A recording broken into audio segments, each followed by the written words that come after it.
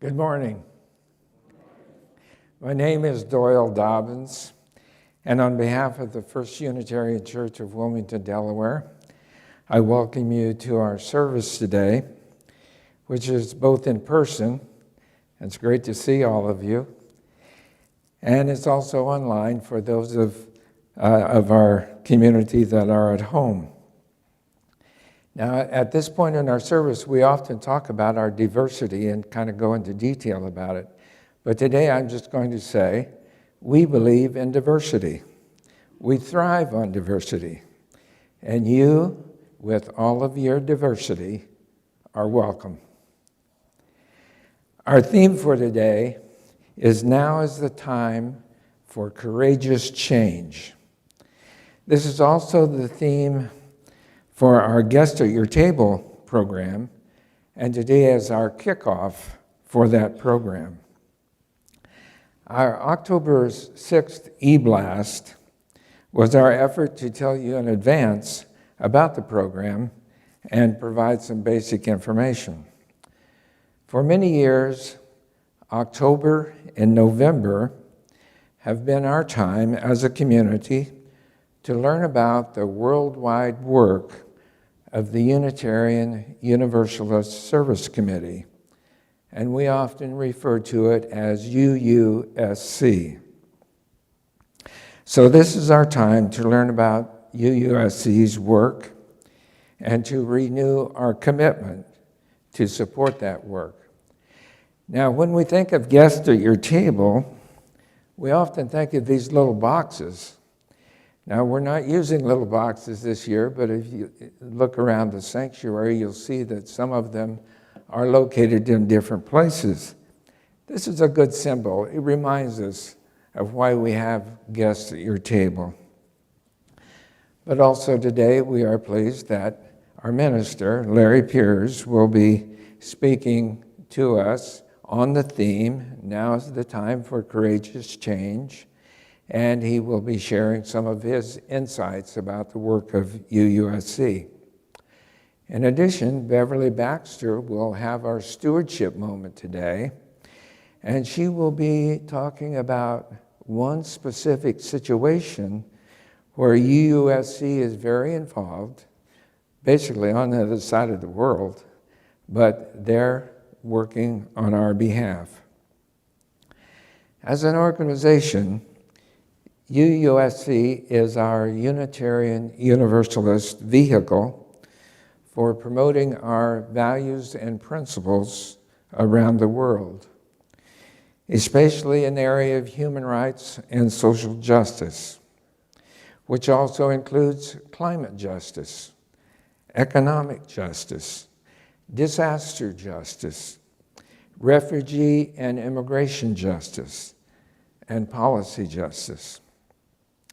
So through e-blasts and email, snail mail, and maybe some other ways, you will be hearing from us and learning about UUSC and its work around the world. But keep in mind that your e-news will also inform you of all the things that are happening in our church community, in our congregation. And now, as we prepare to enter into our service, just a quick reminder, especially for those of you that are here in the sanctuary. The church leadership has issued some guidelines for us to follow. And the first one is to wear masks, both inside and outside the building.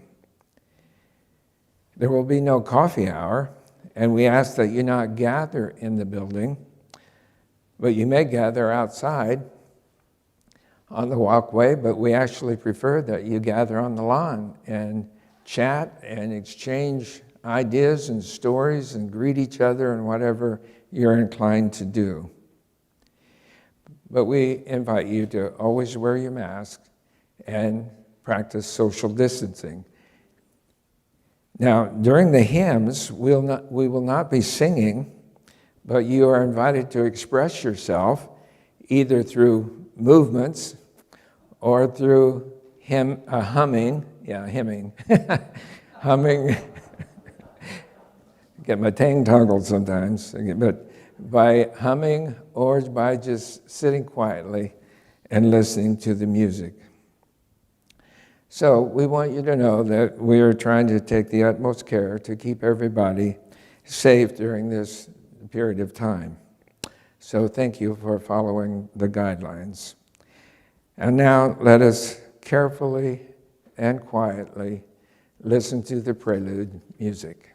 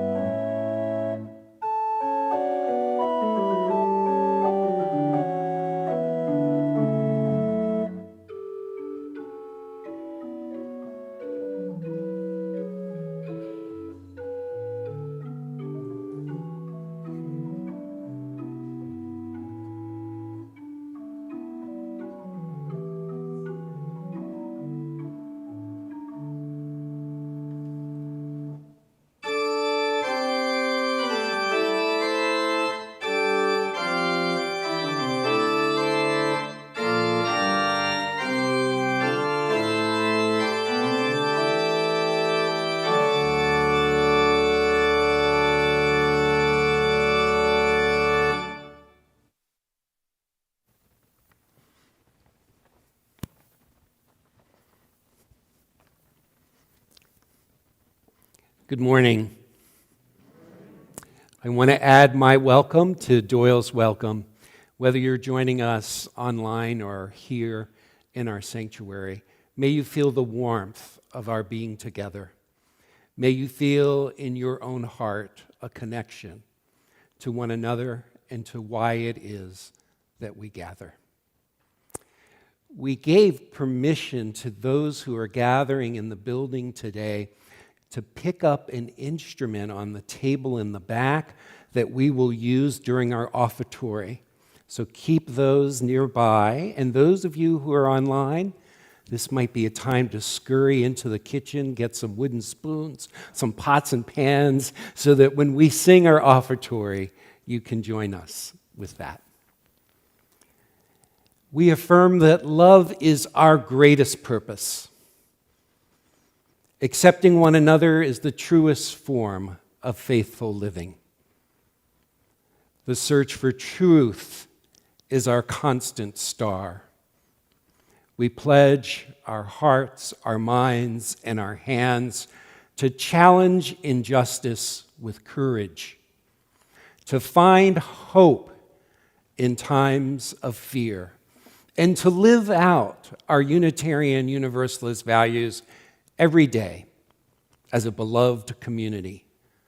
Thus do we covenant with each other and with all that is sacred in life.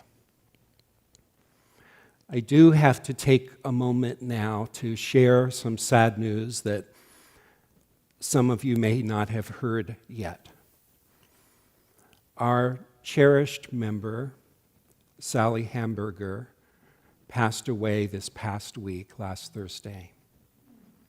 And I know that she was a cherished member. I got a chance to meet her at Maris Grove not so long ago and heard her talk about her connection and her work within this congregation. And those that were there chimed in and affirmed all the things that she had done to create opportunities for learning and for connection among members. So we hold this sadness together as a community today.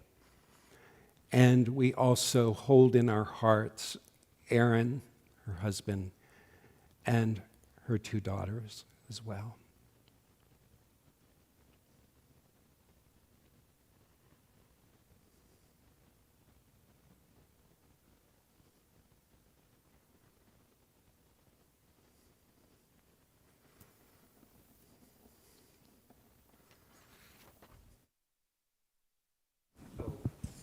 I meant to say this, and I forgot to say it because some of you may be wondering. Mic back on. The memorial service for Sally will not be until March or sometime in this spring, so I wanted to make sure I mentioned that to you because I know some of you may have been wondering about that. Okay, now I'm finished. Go ahead.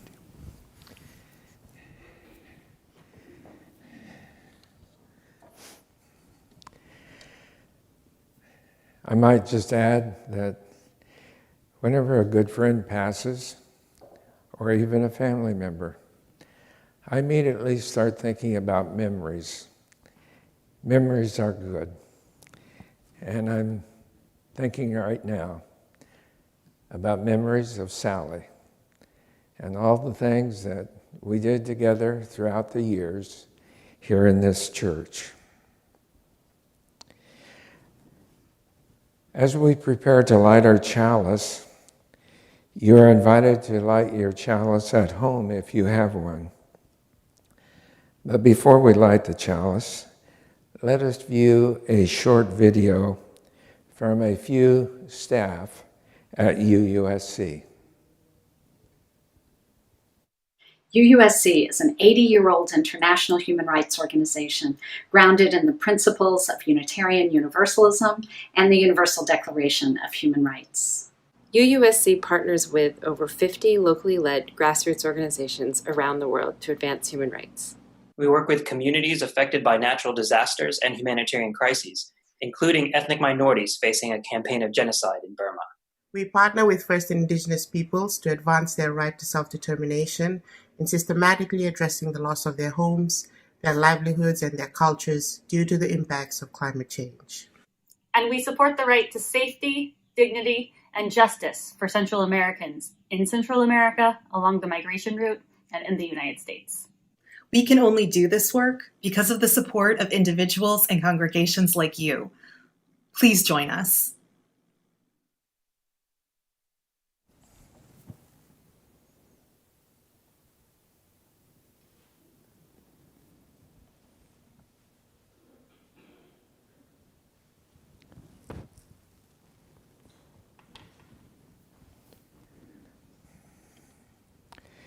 So we light our chalice today in honor of these few dedicated staff at UUSC and all the dedicated staff who work on our behalf around the world.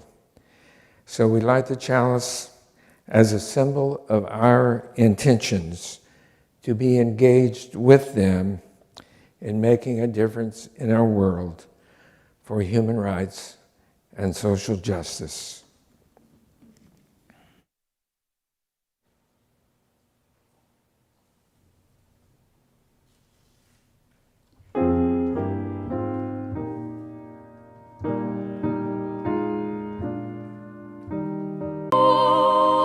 Of greater understanding of who we are and what in us is true, we would be one in living for each other, to show to all a new community. We would be one in building for tomorrow.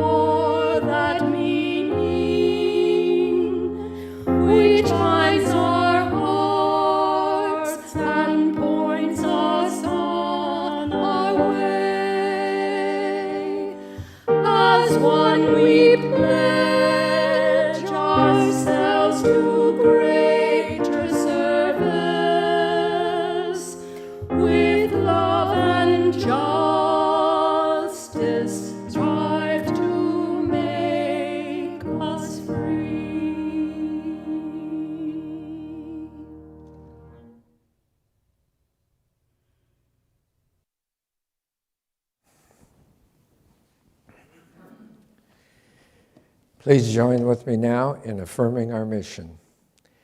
First Unitarian Church of Wilmington is a beloved community that nourishes minds and spirits, fights injustice, and transforms the world through loving action.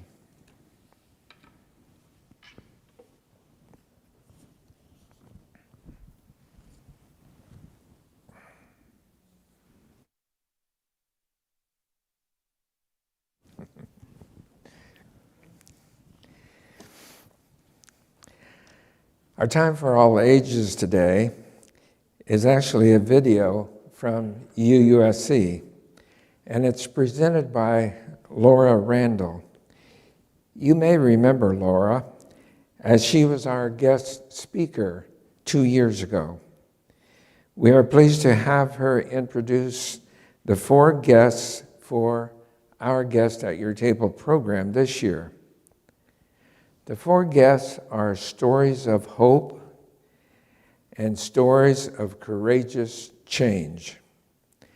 And would you believe, Beverly and I met Laura's 4th guest, Christine, when we were on a trip to Nicaragua with UUSC. Let's watch the video.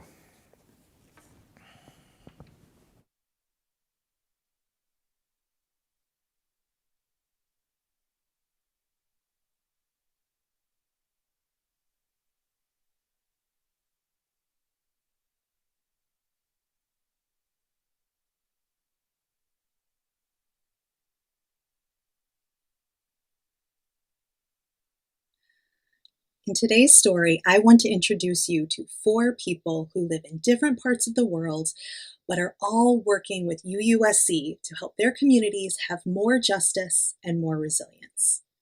Justice is another word for making things fair, and resilience means having the ability to heal after bad or hard things happen. Even though we don't have a chance to meet them in person, I want you to imagine they're coming over for dinner with you and your family. Think of them as a dinner guest, telling you an interesting story over a big plate of your favorite food. All over the country, other kids like you are imagining the same dinner party and learning about the same people as part of a program called Guest at Your Table. The program is a chance to learn about 4 courageous people making a difference in their communities.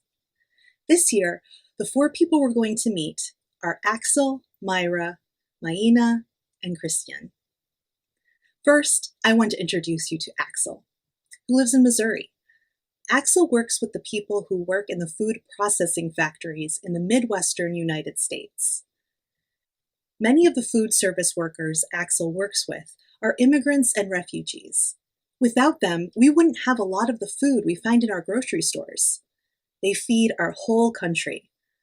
But even though they have this very important job, food service workers are often treated badly by the people that own the factories.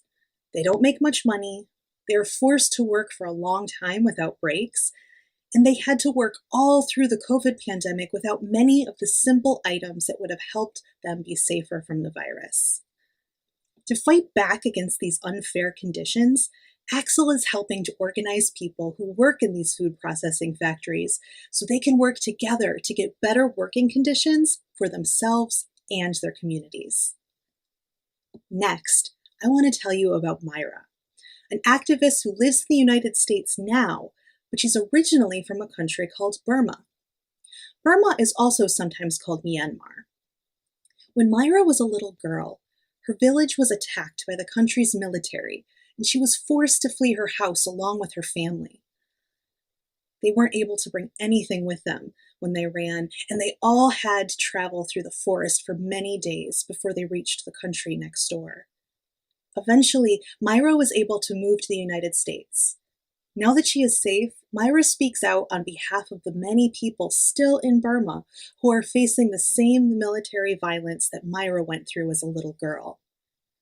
What Myra and her family went through was very scary, and making sure this kind of violence stops is very important to her. Myra is using her voice to to call attention to what is happening to the people of Burma now. The third person I want to introduce you to is Maina Talia. Maina lives in Kiowa Island, which is part of the nation of Fiji in the South Pacific. Many countries in this part of the world are facing the impacts of climate change now. They are losing land to the ocean as sea levels rise.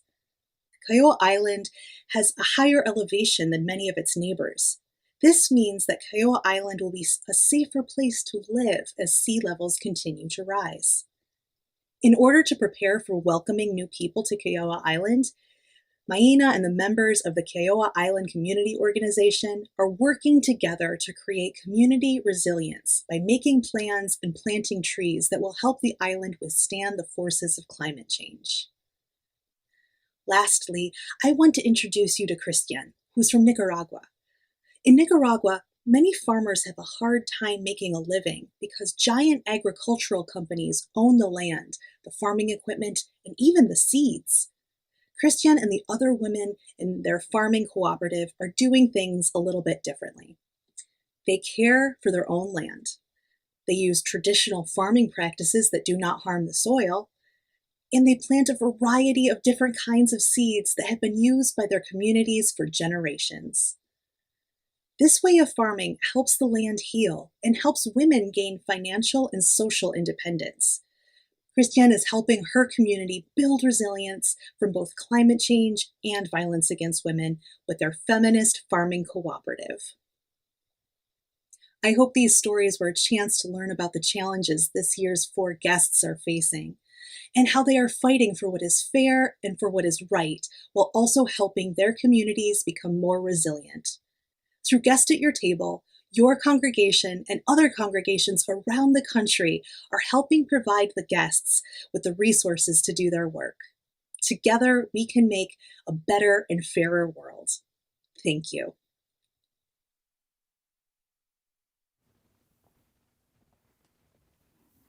Indeed, it is great to hear those stories of hope and to recognize that there is in those stories an invitation for us to become part of the possibilities for each of those projects. My reading this morning is entitled Possibility Conversation. It's from a book by Peter Block entitled Community, the Structure of Belonging. He writes, the challenge with possibilities, it gets confused with goals, prediction, and optimism. Possibility is not about what we plan to happen or what we think will happen or whether things will get better. Goals, prediction, and optimism don't create anything. They just might make things a little better and cheer us up in the process. Nor is possibility simply a dream. Dreaming leaves us bystanders or observers of our lives. Possibility creates something that we choose to live into. It is framed as a declaration of the world that I want to inhabit. It is a statement of who I am that transcends our history, our story, or our usual demographics. The power is in the act of declaring. The possibility conversation gives form to one way the gifts of those in the margin get brought into the center. Each person's possibility counts, especially those whose voices are quieted or marginalized. So 2 questions for possibility include these. What do we want to create together that would make a difference? And what can we create together that we cannot create alone?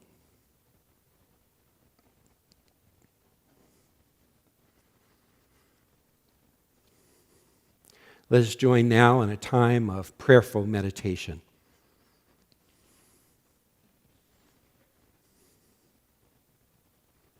prayer is a form of declaration. It's a way of declaring from our very heart and soul what it is that we want to have happen. We sense our uncertainties and let those also propel us towards our hopes. We sense our own fears, and we let those fears also move us forward with courage. I will use the verses from the song, I Know This Rose Will Open. How many of you know that song by my friend and colleague, Reverend Mary Gregolia? I won't be singing it, but here are the verses. I know this rose will open. I know my fears will burn away. I know my soul will unfurl its wings. I know this rose will open. I know this rose will open. What are you ready to declare in your own life that you want to have open and that you want to move towards? What is it that you want to declare with hope and aspiration and declaration? I know my fear will burn away. What is it that impedes or stands between you and that which you deeply hope for in your own life? Are there fears or anxieties that you want to let go of? I know my soul will unfurl its wings. What is the possibility that you want to be part of and have unfold? I know this rose will open. We know this rose will open. What is a collective hope and declaration that we have for this world that we share and inhabit together? What is your declaration, your aspiration for this world? We know our fears will burn away. What are those things that impede or stand in the way of our realizing our collective dream and ambition for this world? We know our soul will unfurl its wings. What is at the edge of our own knowing right now that we can sense, that we can be part of, that we can make happen? We know this rose will open. So in this silence, let's hold our convictions.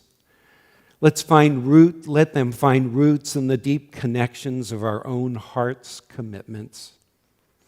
Let our commitments extend like branches into our care for those in this faith community, those within our wider community, and those in the places of our world that otherwise may feel unknown to us.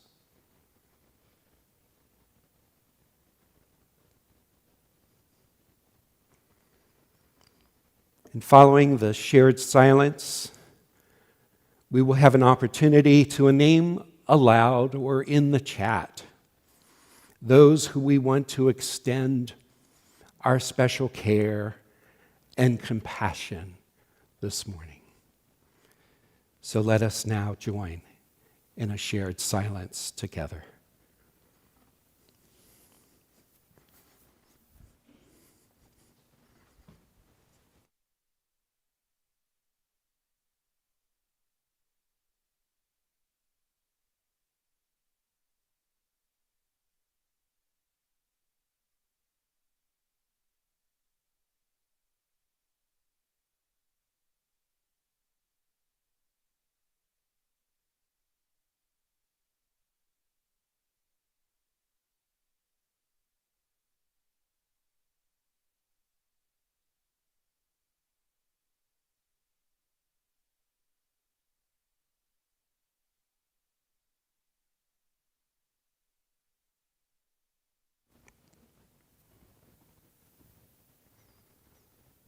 So who are those in this faith community? Who are those in this surrounding community? Who are those in all the various places in the world that we hold in our heart today and that we extend care and compassion and concern towards? You can name them now aloud or in your hearts or write them in the chat.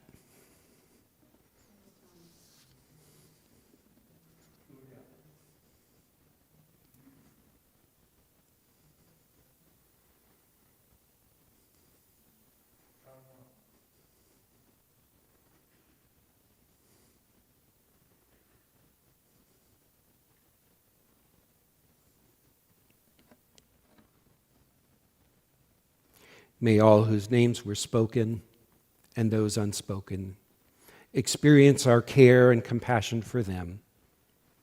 May they find peace and healing love this day.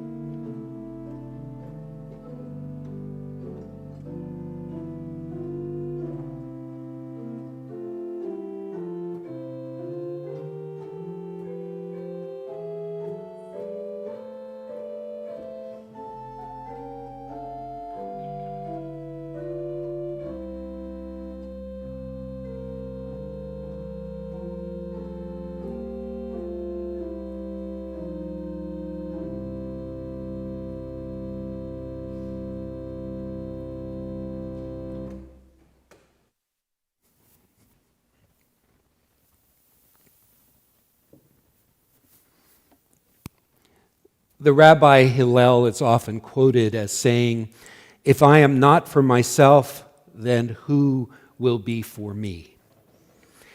And if I am only for myself, then what am I? If not now, when?" Throughout the story of humankind are those who felt the call to serve not just themselves, but others as well. Throughout history are those who did not put that call on hold, but recognized, as Hillel advised, if not now, when? This includes the work of Martin Luther King Jr., who in a march in 1963 emphasized the importance of now, when he proclaimed, "We are now faced with the fact that tomorrow is today. We are confronted with the fierce urgency of now. In this unfolding conundrum of life and history, there is such a thing as being too late. This is no time for apathy and complacency," he said. "This is a time for vigorous and positive action." Yet in the scheme of things, we can often lose that sense of the fierce urgency of now, particularly in this age of overwhelm in which we live right now. It can feel that so many calls are coming to us at once. Isn't it hard to know which one to respond to and when to respond? Yes, no? Okay, great, thank you. A little life in the room. So it's easier to put a call on hold than to try to answer sometimes. Too often, overwhelm, complacency, and apathy can serve to distract or divert us from the urgency of the needs in the lives that we know, the lives of those we don't know, those who are in our neighborhoods, those who are far away. Speaking of calling, Richard Bowles, that author of that book, What Color is Your Parachute?, which was written in 1970 and has been revised every year since 1975. There is a 2021 edition. Says, pay attention to what calls you. Pay attention to what causes you to pause during your everyday life. What awakens your interest, your passion, or your empathy?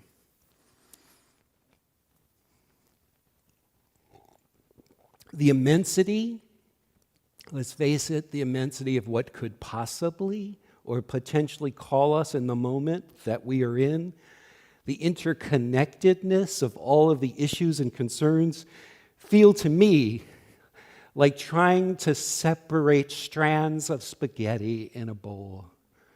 There's so much. It's so mixed together.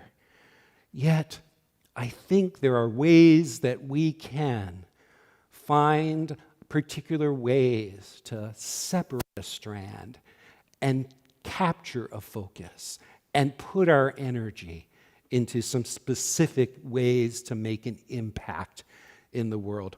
More recently, Greta Thunberg, the youth climate activist, was one of those whose call came to her loud and clear. She could not put her call on hold. And at the same time, she felt compelled to call us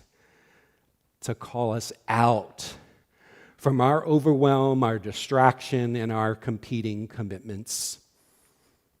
She had to call us out because she felt others were ignoring one of the most pressing issues of our time, the climate emergency. She was 17 years old when she gave her speech in Davos at the World Economic Forum. She spoke directly and urgently. She brought forth her own sense of the fierce urgency of now. She brought it home as she declared, "Our house is on fire. I am here to say our house is on fire." According to the Intergovernmental Panel on Climate Change, she continues, we are less than 12 years away from not being able to undo our mistakes. In this time, unprecedented changes in all aspects of society need to have taken place, including a reduction of our CO2 emissions by at least 50%. At places like Davos, she continues, people like to tell success stories, but their financial success has come with an unthinkable price tag. And on climate change, we have to acknowledge we have failed. All political movements in their present form have done so, and the media has failed to create broad public awareness. But then, in spite of that, she offers this one sliver of hope. She says, but Homo sapiens have not yet failed. Whew.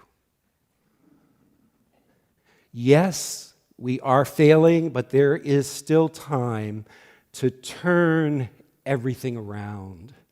We can still fix this, she writes. We still have everything in our own hands, but unless we recognize the overall failures of our current systems, we most likely don't stand a chance. We're facing a disaster of unspoken suffering for enormous amounts of people.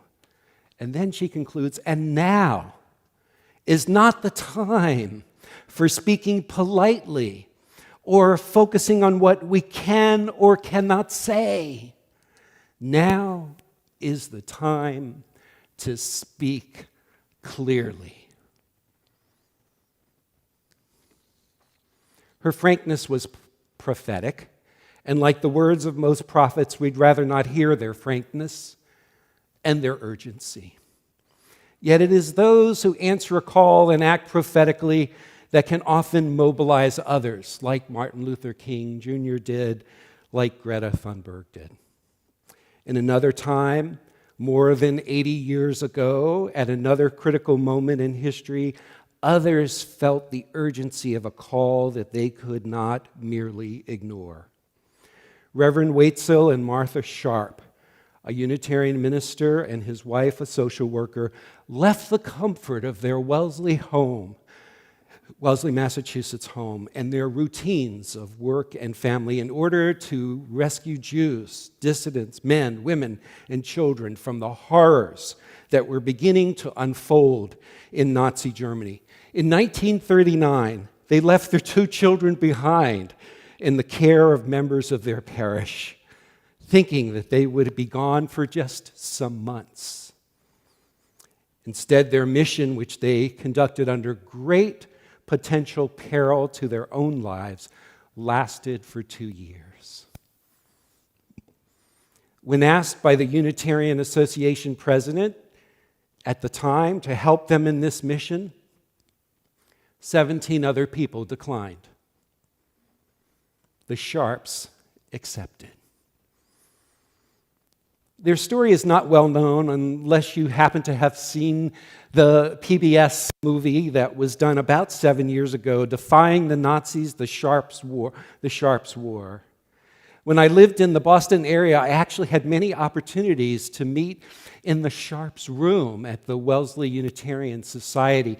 Yeah, I saw their photos on the wall. I saw a little plaque describing their work, but it wasn't until I saw that film and did some further research that I really understood the peril that they were willing to endure as a response to their own call to do something and to do something now. The film and this further research made me realize that because of their work, thousands were saved that might not otherwise have been saved. This effort required extraordinary moral courage from the Sharps. The couple, guided by their faith, felt called to right an extraordinary injustice and to save those who risked persecution. And for many others, they risked an untimely and horrific experience of those who they were trying to save from death. Soon after they arrived, in response to urgent pleas from the Unitarians in Czechoslovakia, the Nazis invaded Czechoslovakia. And so they had to leave that country and reestablish their base in Portugal, in Lisbon and southern France. There they were able to help Jews, dissidents, and children escape.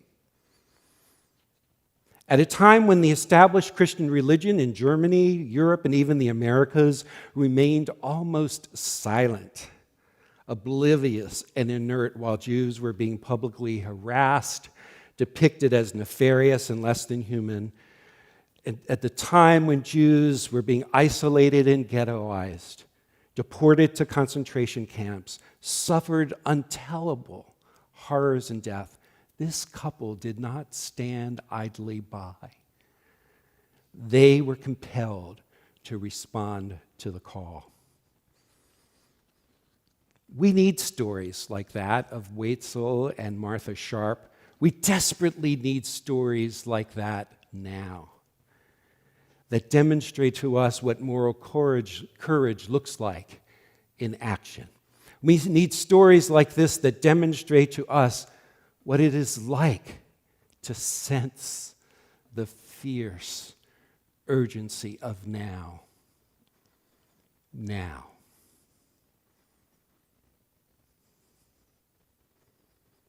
We need to remind ourselves that we have sacred human capacities to not be swayed towards hatred and fear, not to be paralyzed by overwhelm, or to be succumbed by the immensity of the interconnected problems of our time.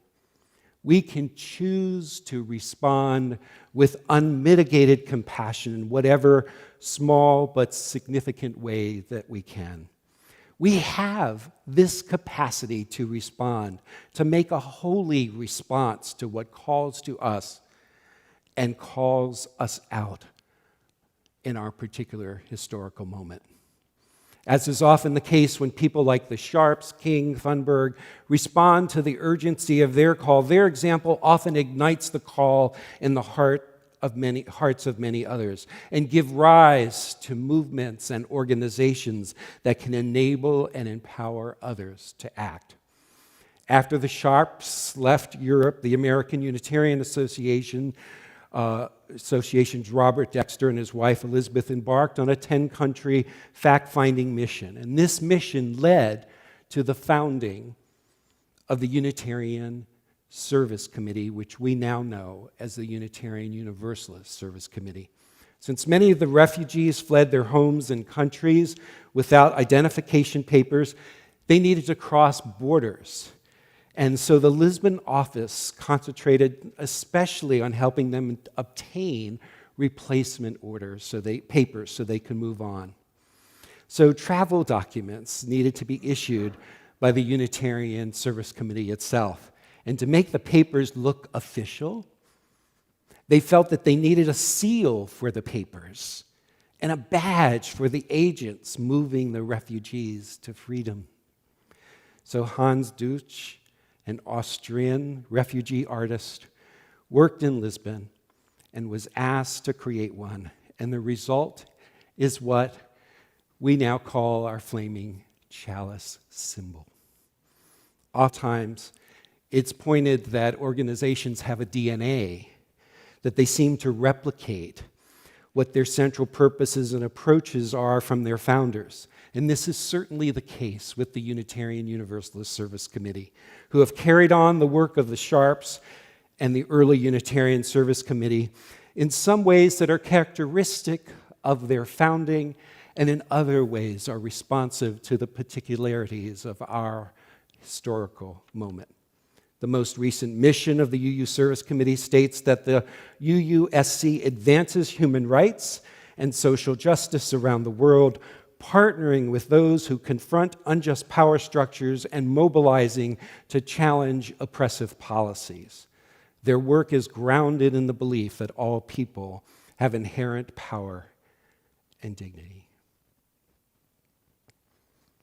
Perhaps you can hear in that mission statement of today echoes of their early work of partnering with others to restore human dignity to those who were in danger of being vilified, imprisoned, or killed because of their identity, because of their ideas.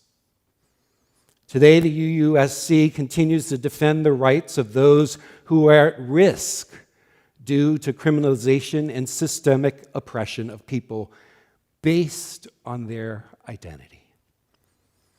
Today, the UUSC also supports self-determination and defends the rights of people displaced due to climate emergency, conflict, or economic hardship. It's not just what the UUSC does, but how it does its work in the United States, in Burma, the Caribbean, South America, Indonesia, and other places in the globe.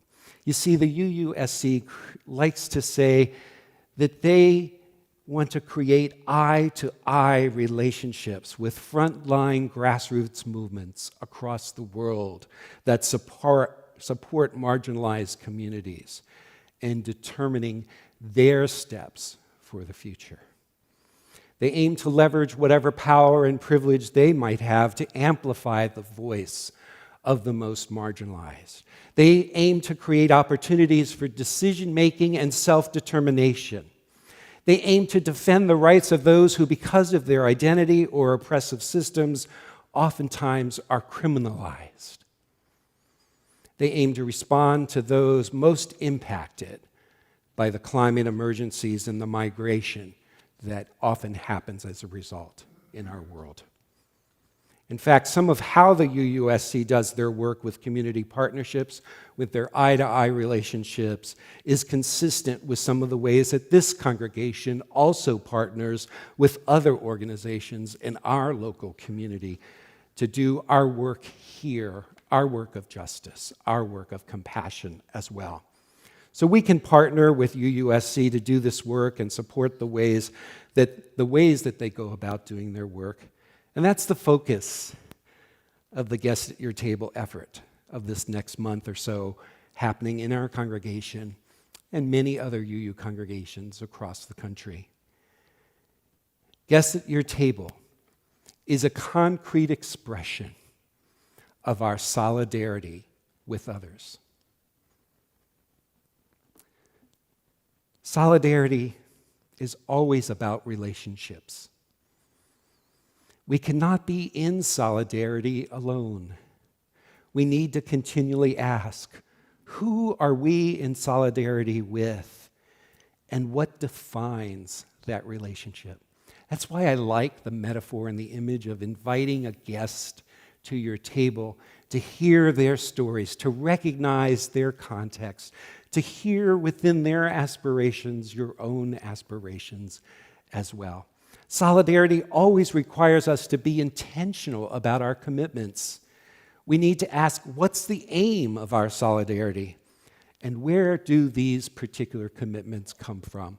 For us as Unitarian Universalists, we don't have to search very far for where those commitments come from, because our very principles give us direction and guidance and inspiration to create a world that works for all. Solidarity requires actions that also change us, perhaps even a sacrifice from us. We need to ask, what am I willing to do or to give up in order to ensure the well-being of others, whether they are alike or unlike me? So by inviting these guests at our table, the ones that were described in the Time for All Ages, we have an opportunity to recognize that together we can make part of our faith practice a practice of being in solidarity with those like us and those unlike us in order to create a world where more justice can prevail for more people. There are so many other guests that we could invite into our hearts and offer our support when we understand that through solidarity we can turn the world around. Let's remember that a call is not a convenience. A call is not often very easy. A call can actually disrupt our lives, as it certainly disrupted the lives of the Sharps as they responded to their call, that paved the way for an organization to follow in their footsteps. A call, more often than not, builds upon our capacities, but at the same time takes us beyond our comfort zone, takes us beyond our comfortable views about the world, so that we can be more sensitive to the actual pain and suffering that exist. A call, sure, can be ignored. A call can even be misplaced. But a call is not ours alone.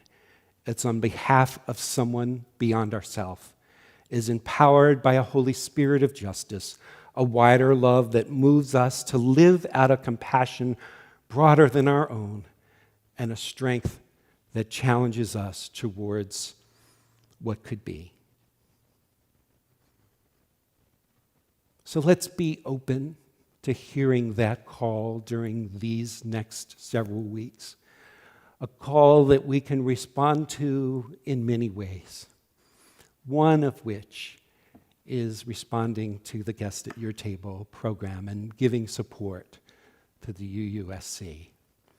Another response is to each day imagine a guest sitting at your table. Listen to their story. Understand their perspective. And in COVID times, maybe we can invite a guest to our front porch so that we can, that a real guest, not an imaginary one, so that we can listen to their stories and understand their struggles and be part of a movement that makes a difference, that's willing to act, to make change happen. So may it be.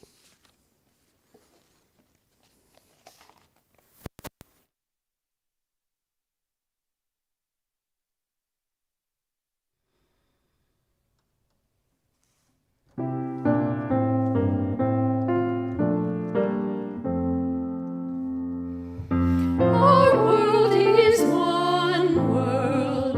What touches one affects us all. The seas that wash us round about, the clouds that cover us, the rains that fall.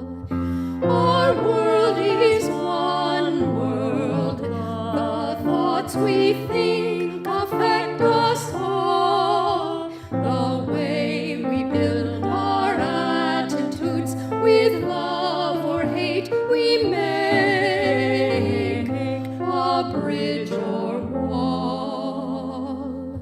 Our world is one world. Its ways of wealth affect us all. The way we spend, the way we share, who are the rich or poor, who stand or fall. Our world is one world, just like a ship that bears us all, where fear and greed make many holes, but where our hearts can hear a different call.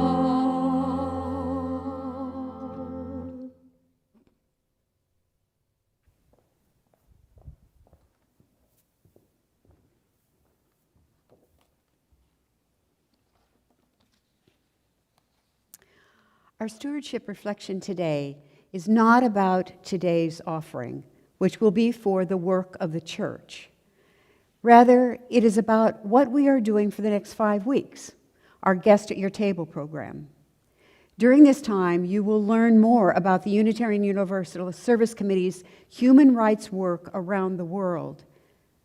But this morning, I want to tell you about something you will not learn, because it just happened. Many of you know that Doyle and I were in Myanmar in 2017 visiting our UUSC human rights partners with then UUSC President and CEO Tom Andrews, now the UN Special Rapporteur on the situation of human rights in Myanmar. You've heard us talk about how we had to meet some of these partners in secret because they were working for Rohingya rights, and that put them at risk. You've also heard us talk about in this Buddhist country where Muslims are only 4% of the population, the leading Buddhist monk group, Mabatha, was the leading force in promoting hate and fear of Muslims, especially the Rohingya. You've heard me note that while the internet only became available to most in Myanmar in 2011, by 2017, when we were there, nearly everyone was walking around with smartphones, and nearly all were using Facebook to communicate. Not email, not phone calls, not texts, Facebook. And Mabatha was masterful in getting eyes on their message of the danger of Muslims. They were going to rape your daughters, steal and force marry your wives, turn the country Muslim. Even though Muslims were only 4% of the population, the Mabatha Buddhist monks made them a threat. And, of course, Facebook did nothing to limit the Mabatha message of fear and hatred. That message led Burmese to shrug at the genocide by the military of the Rohingya in Rakhine State and the fleeing of over 700,000 Rohingya to Bangladesh. UUSC has supported Rohingya human rights partners in both Myanmar and Bangladesh. What you didn't hear on the news is that 2.5 weeks ago, on September 29th, Rohingya human rights leader Mohib Ullah was murdered. Assassins entered the offices of the Arakan Rohingya Society for Peace and Human Rights in Kutupalang refugee camp at Cox's Bazar district, Bangladesh, and shot Mohib Ullah in the presence of witnesses. As Fortify writes, another UUSC partner writes, Mohib Ullah was committed to truth, justice, and human rights. Mohib Ullah led efforts to document mass atrocity crimes against Rohingya in Myanmar, and he worked tirelessly to press for basic human rights for Rohingya in Bangladesh. In March 2019, he spoke to the UN Human Rights Council, telling member states, "We face systemic genocide in Myanmar. They burned our houses, took our land. They gang raped women and girls. They killed thousands of us. They call us illegal immigrants, Bengali. We have a state. It is Myanmar. So we want to go home to Myanmar with our rights and our citizenship." Mohib was a human rights threat, so he was assassinated. UUSC's work with this partner is but one example of the work UUSC as it supports human rights partners in parts of the world and in ways which other organizations neglect. UUSC is our organization, our UU organization, based upon our UU principles, including the inherent worth and dignity of every person and the interdependent web of all existence of which we are a part. We hope during this Guest at Your Table period, you will read about UUSC in our e-newsletter articles and our e-blasts, and then, before we bring this Guest at Your Table program to a close on November 21st, consider supporting the work of UUSC. Now, let us prepare for our time of giving today for the work of this church and for the October Supplemental Stewardship Drive to extend support for our AV leadership as we continue our online connection and for an RE guide. There are multiple ways to give to First Unitarian Church. For those attending in person, you can drop your donation in the box at the back of the sanctuary as you leave today. For everyone, here or online, you can send a check to the church. You can use your credit card on the church website at firstuuwilm.org. Or you can make your donation using the new Vanco mobile app on our smartphone. Now, please join me in repeating our words of stewardship commitment. To the work of this congregation, which is weaving a tapestry of love and action, we dedicate our lives and these our offerings.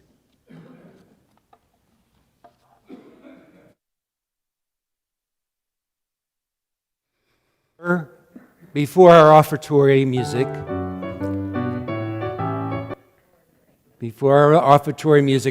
I want to remind you that you were invited to grab an instrument, which you can play during this song if you'd like.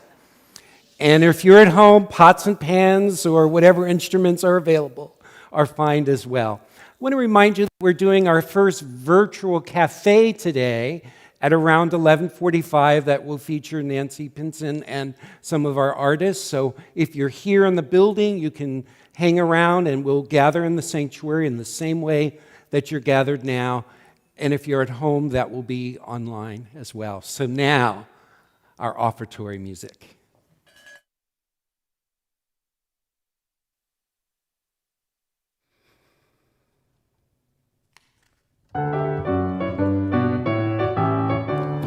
come from the fire, living in the fire. Go back to the fire, turn the world around. We come from the water, living in the water. Go back to the water, turn the world around. We come from the mountain, living on the mountain. Go back to the mountain, turn the world around. Whoa, so is life. Ah, so is life. Whoa, so is life. Ah, so is life. Do you know who I am? Do I know who you are? See we one another clearly. Do we know who we are? Do you know you I am? Do I know who I am? See we one another clearly. Do we know you we are? See we one another clearly. See we one another clearly. Do we know who we are? Oh, so is life abatiwa. So is life. Oh, so is life abatiwa. So is life. Water make the river, river wash the mountain. Fire make the sunlight turn the world around. Heart is of the river, body is the mountain. Spirit is the sunlight, turn the world around. We are of the Spirit, truly of the Spirit. Only can the Spirit turn the world around. Whoa, so is life abatiwa. Ha, so is life. Whoa, so is life abatiwa. Ha, so is life. Whoa, so is life abatiwa. Ha, so is life. Whoa, so is life abatiwa. Ha, so is life.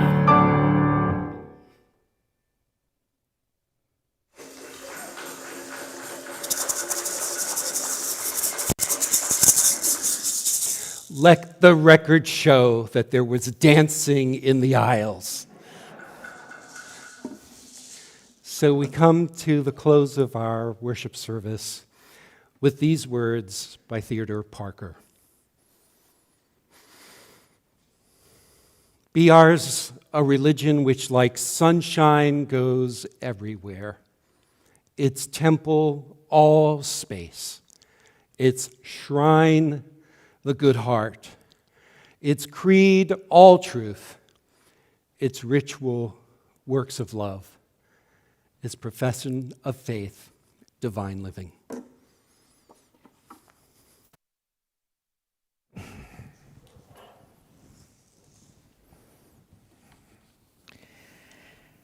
As we prepare to extinguish the chalice today, I'd just like to say quickly, thank you to our minister and to Beverly for highlighting so well the work of UUSC. And let me just say, there's now a way to double the value of your gift to UUSC if you contribute more than $150. And there might be a way to double the value of your gift if you give less than that, but we're working on that. Okay, let us extinguish our chalice today, leaving this service, entertaining the idea that we can symbolically or literally have guests at our table, guests who need our help, and guests who can expand our understanding of human rights and social justice, because we're open to the idea that now is the time for courageous change. May it be so. Have a good week.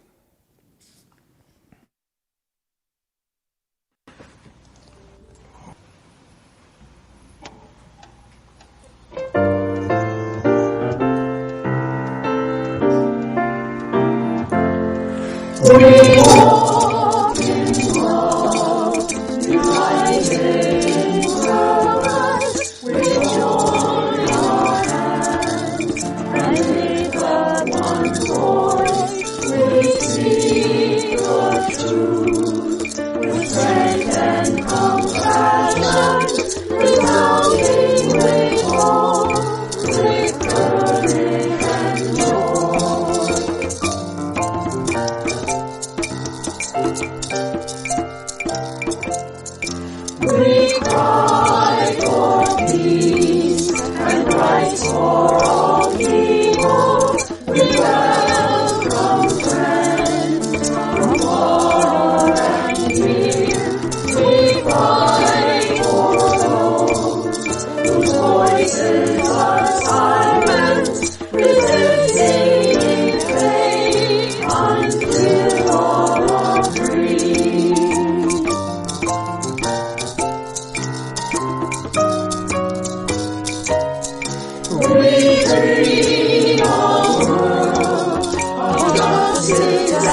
fire.